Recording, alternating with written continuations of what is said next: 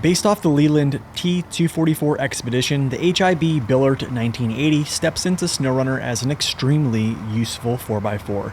In this review, I'll briefly cover each upside and downside accordingly, but I'll expand a little bit on some things that need to be highlighted.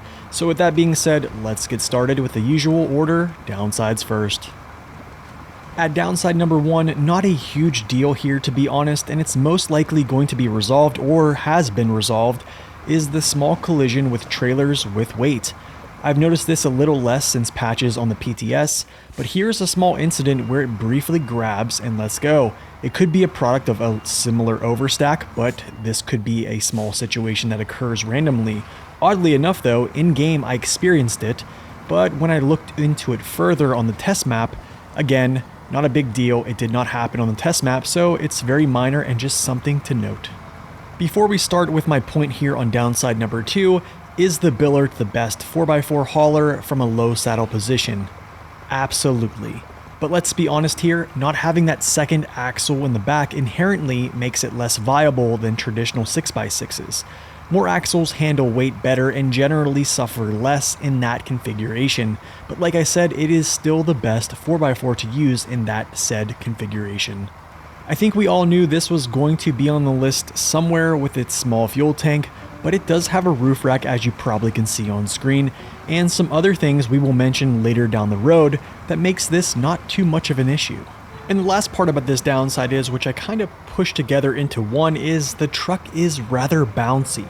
You can see that here on screen when I'm just driving over these rocks, but it can attribute to getting your balance upset. But as you guys will see later when I show you instances of its stability holding, it actually does pretty well. But I just wanted to mention it will bounce around on trails if you get going pretty fast.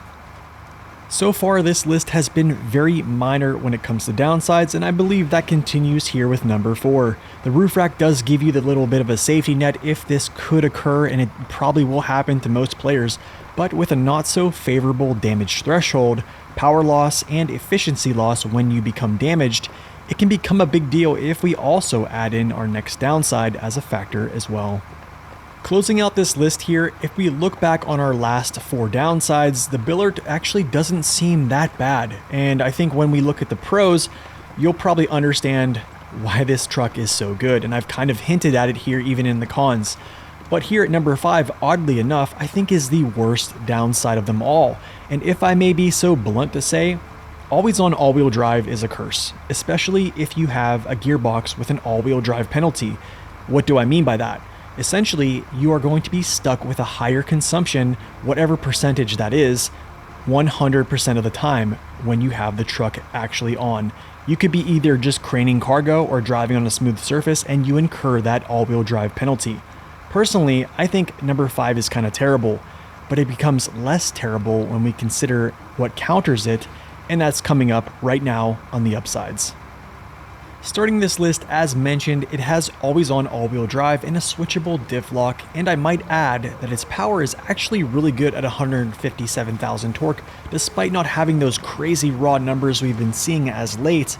With the current engine it has, it pulls very well, and its power to weight is rather good.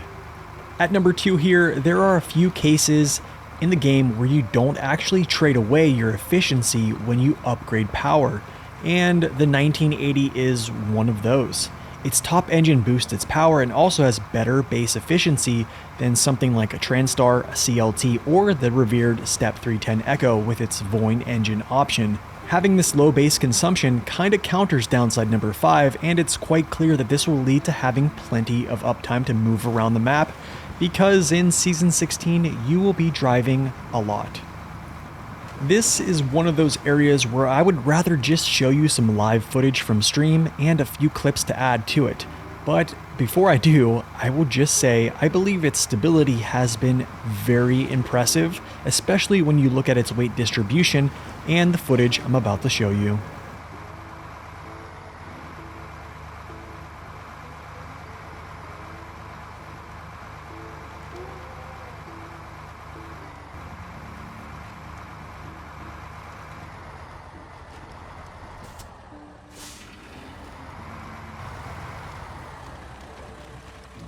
Here's why I think it's going to be nice for this. Wow. Okay. Okay. Okay, that should have been a flip. That should have been a flip. I'm gonna say that straight up. That was 9 times out of 10, that's always a flip. To start off upside number 4, first I want to applaud Sabre on not outright making another ghost collision mesh. While the Billert I would say has a favorable hitbox still, it's not a floating magic carpet on wheels. Add in the race suspension and tires that are pretty decent for a 4x4 and you get a solid performer, which you've probably seen on this video already. It has single narrow track custom tires, medium weight doubles, and a heavy weight mud tire option, which makes this very interesting.